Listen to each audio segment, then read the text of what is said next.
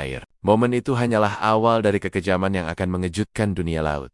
Orka tidak langsung membunuh. Mereka mengitari mangsa, membuat lingkaran rapat, menciptakan pusaran air, sehingga anjing laut tidak bisa melarikan diri. Lalu, dengan sengaja mereka melepaskan satu demi satu hanya untuk menangkapnya kembali, seolah ingin bermain dengan rasa takut korban mereka. Saat akhirnya salah satu anjing laut kelelahan, seekor orka muncul dari bawah dengan kecepatan luar biasa, menerkam dan mengguncang tubuh kecil itu dengan kekuatan mengerikan. Air yang tadinya jernih, seketika dipenuhi percikan merah. Kisah ini tidak berhenti pada seekor anjing laut, karena orka dikenal sebagai makhluk sosial dengan kecerdasan luar biasa. Mereka mengajarkan anak-anaknya cara berburu, bukan sekadar membunuh, melainkan membunuh dengan gaya, strategi, dan pelajaran hidup. Paus kecil yang baru lahir dalam kelompok itu ikut serta menyaksikan bagaimana cara menjatuhkan mangsa. Betina tua memberi isyarat dengan suara klik dan peluit khas komunikasi sonar orka. Anak-anak muda itu belajar mengulang adegan serangan. Mereka tidak membunuh mangsa sekaligus, tetapi melatih cara menyudutkan,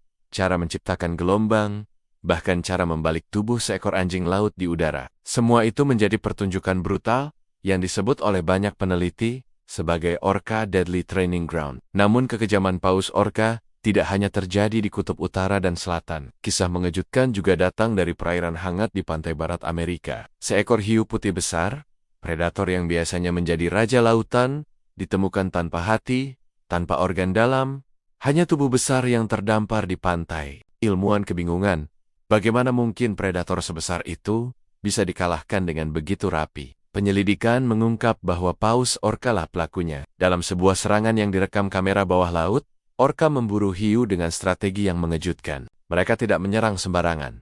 Orka tahu bahwa hiu putih memiliki organ penting penuh minyak di bagian hati, dan minyak itu adalah sumber energi yang sangat berharga.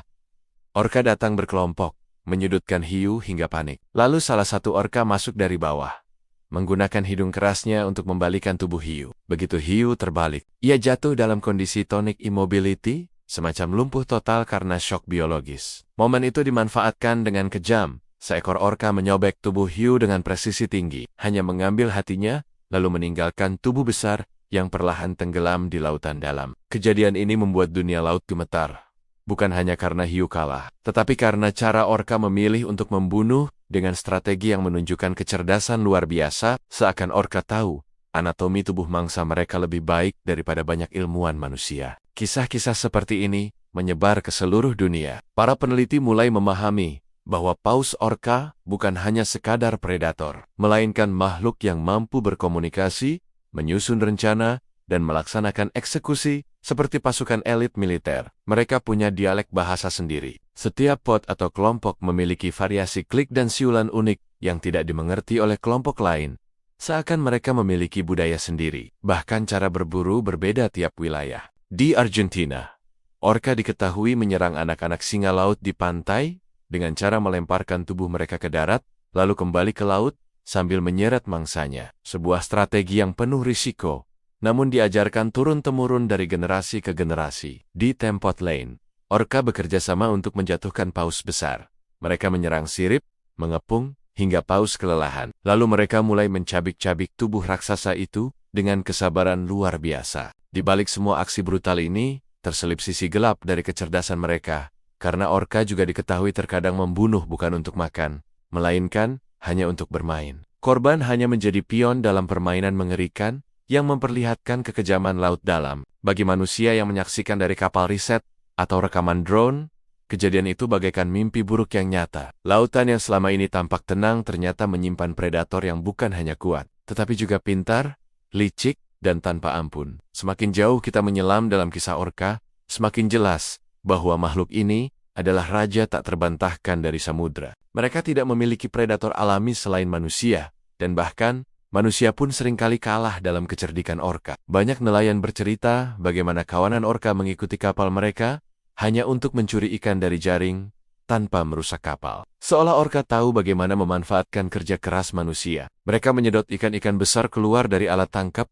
dengan teknik yang membuat para nelayan bingung, frustrasi, dan akhirnya menyerah pada kecerdikan laut biru. Inilah wajah lain dari aksi brutal paus orka, bukan hanya dalam membunuh mangsa laut, melainkan juga dalam melawan manusia tanpa kekerasan fisik, namun dengan kecerdikan yang sama kejamnya. Dunia laut seakan menyimpan rahasia bahwa predator paling berbahaya bukanlah yang paling besar atau paling ganas secara fisik, melainkan yang paling pintar. Orka adalah bukti hidup dari kebenaran itu. Kejadian demi kejadian terus membuka mata dunia bahwa paus orka bukan sekadar pemburu biasa, melainkan penguasa samudra dengan kecerdasan yang melampaui batas insting alami seekor predator. Di perairan Pasifik Utara, sebuah penelitian mencatat bagaimana orka sengaja menunggu waktu tertentu untuk menyerang kawanan ikan herring. Mereka tidak sekadar mengejar seperti hiu yang mengandalkan kecepatan, melainkan menggunakan strategi kolektif yang menyerupai rencana perang. Kelompok orka bergerak melingkar, mengumpulkan ribuan ikan ke dalam bola besar. Lalu, dengan gerakan sirip yang kuat, mereka memaksa ikan-ikan itu naik ke permukaan. Cahaya matahari yang menyilaukan membuat ikan kehilangan arah. Saat itulah, orka menggunakan ekor mereka untuk memukul bola ikan dengan kekuatan luar biasa. Setiap pukulan membunuh atau melumpuhkan puluhan ikan sekaligus, lalu dengan tenang mereka memakan hasil buruannya. Teknik ini dikenal para peneliti sebagai carousel feeding, sebuah strategi berburu yang luar biasa efektif dan menunjukkan bahwa orka mampu memanfaatkan lingkungan, bahkan cahaya matahari, sebagai senjata yang memperkuat dominasi mereka di lautan. Namun, kekejaman terbesar paus orka seringkali terlihat ketika mereka memburu paus besar, termasuk paus balin dan bahkan paus biru muda. Bayangkan raksasa laut sepanjang puluhan meter dikepung oleh sekelompok orka yang ukurannya hanya sebagian kecil dari tubuh mangsanya. Mereka tidak menyerang secara membabi buta, melainkan menggunakan teknik terorganisir. Beberapa orka menggigit sirip ekor untuk memperlambat mangsa, sementara yang lain menyerang bagian kepala dan mulut untuk menghalangi pernapasan. Paus besar yang kelelahan akhirnya tidak mampu melawan, dan serangan itu berlangsung berjam-jam, penuh darah dan jeritan sonar yang menggetarkan lautan. Ketika akhirnya mangsa tak berdaya, orka mulai merobek tubuhnya, memakan bagian lemak kaya energi, lalu meninggalkan sisa bangkai raksasa yang perlahan tenggelam. Para ilmuwan yang menyaksikan adegan ini sering terdiam, bukan hanya karena tragedi itu mengerikan, tetapi juga karena betapa cerdasnya orka dalam mengeksekusi rencana berburu. Mereka tahu bagian mana yang harus diserang. Mereka tahu bagaimana cara melelahkan mangsa hingga tidak bisa bernapas. Dan mereka tahu kapan waktunya melancarkan serangan akhir. Tidak ada predator laut lain yang mampu melakukan hal seperti ini dengan koordinasi tingkat tinggi. Hiu, meski ganas, masih berburu secara insting individu. Orka justru menunjukkan bahwa otak kolektif jauh lebih berbahaya daripada taring tajam semata. Inilah alasan mengapa banyak peneliti menyebut orka sebagai serigala laut. Karena mereka berburu dalam kawanan dengan sistem yang lebih mirip pasukan elit ketimbang predator biasa. Selain itu, kisah mengejutkan juga datang dari interaksi orka dengan kapal manusia. Beberapa tahun terakhir, nelayan di perairan Spanyol dan Portugal melaporkan kapal mereka sering diserang kawanan orka. Namun, serangan itu bukan untuk memangsa manusia, melainkan untuk melumpuhkan kapal. Orka menargetkan kemudi kapal dengan presisi luar biasa, mengguncangnya hingga patah. Setelah itu, mereka pergi begitu saja tanpa mengambil apapun. Ilmuwan berspekulasi bahwa serangan ini mungkin bagian dari permainan, bentuk balas dendam, atau sekadar latihan strategi yang diwariskan dari satu generasi ke generasi berikutnya. Fenomena ini membuktikan satu hal menakutkan.